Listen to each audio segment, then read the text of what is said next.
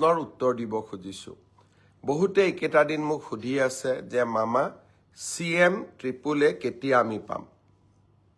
আপোনালোকে সকলোৱে জানে এইবাৰ আমি ৭৫,০০০ ল'ৰা ছোৱালীক মুখ্যমন্ত্ৰীৰ CM AAA এই আঁচনিৰ জৰিয়তে আমি তেওঁলোকক আত্মসংস্থাপনৰ সুবিধা আগবঢ়াম। নিৰ্বাচনৰ প্ৰক্ৰিয়া ইতিমধ্যে শেষ হৈছে আৰু কেইটামান ষ্টেপছ বাকী আছে। জানুৱাৰী মাহৰ 15 তাৰিখৰ পিছত আমি CM AAA কোন তাৰিখৰ পৰা দিম সেই বিষয়ে আপোনালোকক অৱগত কৰিম।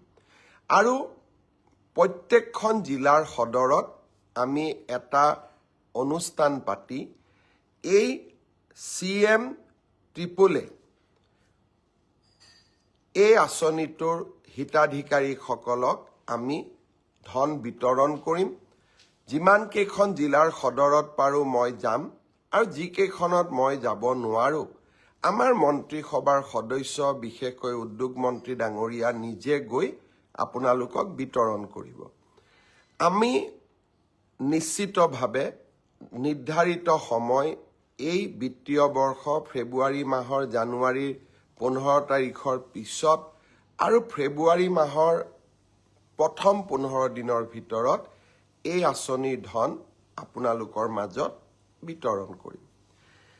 ইয়াৰ পিছত বহুকেইজনে মোক নিযুক্তিৰ বিষয়ে সুধি আছে।